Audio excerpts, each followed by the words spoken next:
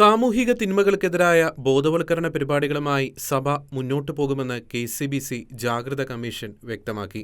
ഭീകരവാദവും പ്രണയചതികളും ഈ കാലഘട്ടത്തിലെ ചില യാഥാർത്ഥ്യങ്ങളാണ് എന്ന വാസ്തവം ഉൾക്കൊണ്ടുകൊണ്ട് കേരള കത്തോലിക്കാ സഭ പലപ്പോഴും ജാഗ്രതാ നിർദ്ദേശങ്ങൾ നൽകിയിട്ടുള്ളതാണ്. നിയമത്തിലെ പഴുതുകളും ആനുകൂല്യങ്ങളും ഒപ്പം സമൂഹത്തിന്റെ അജ്ഞതയും മുതലെടുത്തുകൊണ്ട് ചില തൽപര കക്ഷികൾ നടത്തിവരുന്ന ഗൂഢനീക്കങ്ങൾ പലപ്പോഴും തുറന്നു കാണിക്കുകയുണ്ടായിട്ടുണ്ടെന്ന് കെ.സി.ബി.സി. ജാഗ്രതാ കമ്മീഷൻ വ്യക്തമാക്കി. സ്പെഷ്യൽ മാരേജ് ആക്ടിന്റെ ദുരുപയോഗം പെൺകുട്ടികൾ ചതിക്കപ്പെടുന്നതിന് കാരണമാകുന്നത് പലപ്പോഴായി സർക്കാരിന് മുന്നിൽ ചൂണ്ടിക്കാണിച്ചിട്ടും നടപടികൾ ഉണ്ടായിട്ടില്ല എന്നും കെ.സി.ബി.സി. ജാഗ്രതാ കമ്മീഷൻ ചൂണ്ടിക്കാട്ടി.